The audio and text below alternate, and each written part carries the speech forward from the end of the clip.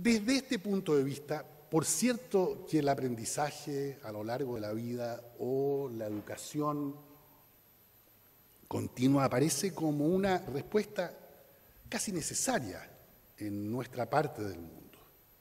Aparece como una posibilidad de compensar la débil acumulación, ya vemos, para seguir usando el lenguaje de los economistas, de capital humano en nuestra fuerza de trabajo, que requiere llevar, por lo menos en la mayor parte de nuestros países, a la mitad o más de la población mayor de 25 años para que por lo menos adquiera la escolarización formal requerida por la ley en la educación obligatoria o como educación obligatoria, pero además para compensar y mejorar todos estos aspectos que tienen que ver ya no tanto con la calidad, con la cantidad, sino que con la calidad de los procesos educacionales. Y desde ese punto de vista, así como del punto de vista de las enormes transformaciones en nuestras sociedades, tanto desarrolladas como en vía de desarrollo, porque eso también es interesante. En un tiempo se hablaba de estas cosas como que había cualitativamente una necesidad muy distinta de educación y de aprendizaje en sociedades altamente desarrolladas o con alto nivel de ingreso per cápita, y que algo muy distinto y dramáticamente diferente se requería en sociedades en vías de desarrollo. Hoy día estamos viendo, y alguien citaba esta mañana, me parece que era la secretaria de Educación, la frase del presidente Obama diciendo la gran necesidad de la economía de los Estados Unidos es la educación de sus niños jóvenes y en general de su fuerza de trabajo en relación a la competitividad, y uno escucha a los candidatos, a los gobiernos en los países más diferentes y todos dirán algo parecido a lo que en su momento dijo Tony Blair en Inglaterra: mi prioridad número 1 es educación, número 2 educación y número 3 educación. En fin, hoy día digamos, la necesidad de generar un conjunto de conocimiento y de competencia y de destreza que estén a la altura de mercados laborales extraordinariamente cambiantes, de sociedades de riesgos inminentes, con enormes niveles de incertidumbre, con plataformas de conocimiento que en el promedio se dice para cada una de las disciplinas, desde las ciencias básicas hasta las ciencias sociales, se duplican cada 5 años, es decir, en el tiempo que alguien se forma en la educación terciaria a lo largo de una carrera como derecho o psicología o lo que sea, en esos 5 años se ha duplicado el conocimiento de esa profesión. La rotación en los mercados laborales en mi país, ya en el primer año, hoy día un joven que se gradúa de la educación superior cambia en promedio 2 a 3 veces de trabajo, y sabemos que con las expectativas de vida hoy día de trabajar 50 años o más. Acá usé la frase de la universidad, la famosa Universidad de Twente en Holanda, que en algunos de sus documentos define la educación a lo largo de la vida como la dinámica según la cual individuos a lo largo de la vida, de 4 a 94 años están hablando, ¿no?, efectivamente se ve expuesto a la necesidad de hacer un aprendizaje que ya no puede sino ser aprendizaje a lo largo de la vida. Y ese tiene que partir, particularmente en países con enormes desigualdades, como decía, son muchos de los nuestros, lo más temprano posible. Y ya lo dijeron acá esta mañana varios de quienes intervinieron. Si hoy día queremos hacer una síntesis, hablaba Jacques Delors de una síntesis entre sistema formal, no formal y los aprendizajes que la propia sociedad nos proporciona como oportunidad, a lo menos en la vida cotidiana, una de las cuestiones más esenciales es poder compensar las desigualdades de la cuna. Y en realidad las desigualdades de la cuna no se pueden superar a partir del momento en que se inicia la escolarización obligatoria. Solemos, particularmente en países de América Latina y en otros países del mundo en vías de desarrollo, pedirle a la escuela que entre las muchas cosas que se le piden se haga cargo también de compensar las desigualdades de la sociedad. Y efectivamente a esa altura, cuando los niños entran al colegio, al primer grado, o al kinder, o al pre-kinder incluso, las diferencias con que nacen se han multiplicado. Y este gráfico muy reciente de un estudio realizado por la Universidad de Harvard para niños en los Estados Unidos, pero que hay estudios similares hechos por el Banco Mundial en Ecuador y hechos para la mayor parte de nuestros países de Iberoamérica por sus especialistas e investigadores en las universidades, muestra, como ustedes ven, que un examen de vocabulario, que sabemos es mucho más que número de palabras usadas, es el tipo de red de conceptos que va desarrollando un niño para poder captar la realidad y poder procesarla mentalmente, tiende a ser muy semejante en la primera medición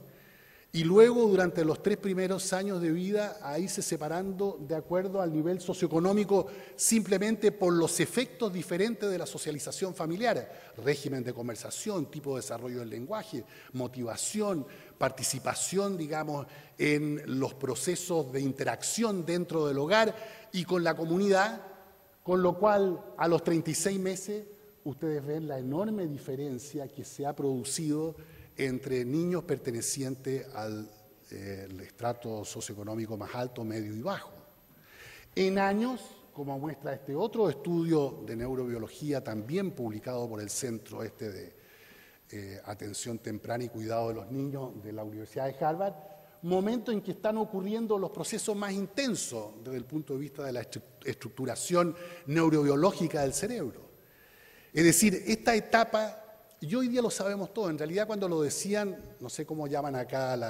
nosotros llamamos a las personas que atienden los jardines infantiles las parvularias, o los parvularios, no sé cómo llaman acá al personal profesional que trabaja en este tipo de nivel escolar, cuando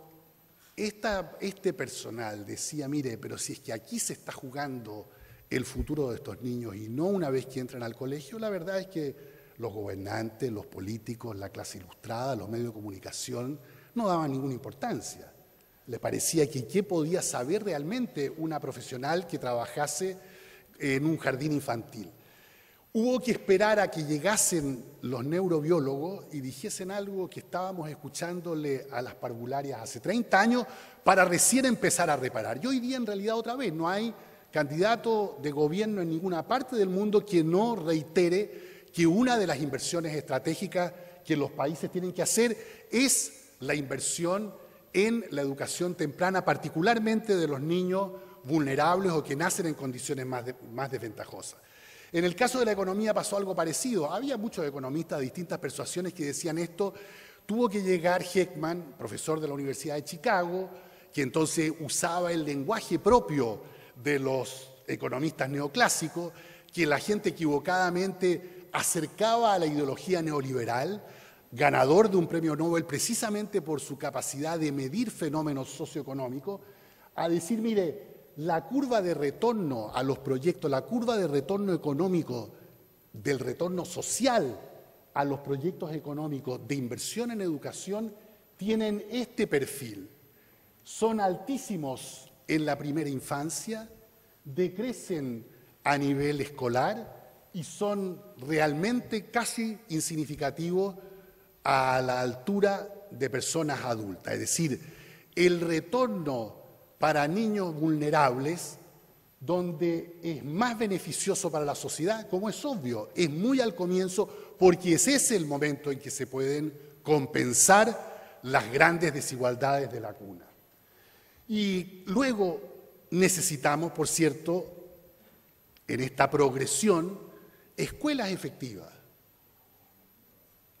Y hemos aprendido dos cosas. Hemos aprendido en todos nuestros países que tenemos un número muy grande de escuelas que no son efectivas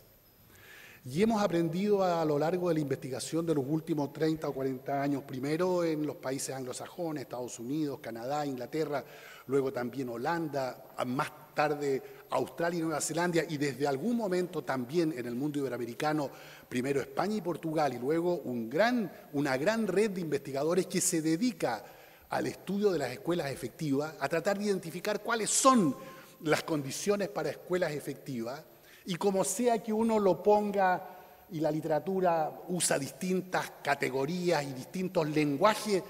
para expresar estas condiciones de efectividad de las escuelas, agrupan este tipo de condiciones. Liderazgo directivo con capacidades reales de poner en una perspectiva estratégica a la escuela y de llevar a toda la comunidad de un centro educativo con una clara orientación hacia el aprendizaje de las cuestiones básicas,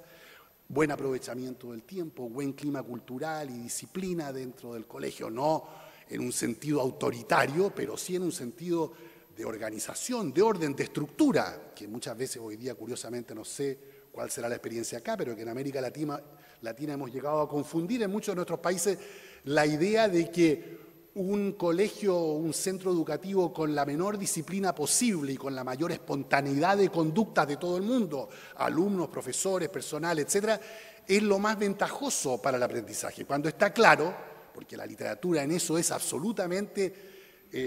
digamos, consistente, es que la escuela, así como requiere un cierto tiempo y una cierta tranquilidad, como decía Deleuze esta mañana, también requiere estructura, requiere articulación, requiere introducir al niño y al joven a un mundo ordenado de conocimientos, de disciplinas, de apreciaciones estéticas, de valoración de los fenómenos de la vida social y de la comprensión de sí mismo. Y eso no se hace necesariamente ni muchas veces eficazmente en medio del ruido, en medio de la espontaneidad, sin haber adoptado para sí mismo un conjunto de reglas que permitan la convivencia. Entonces,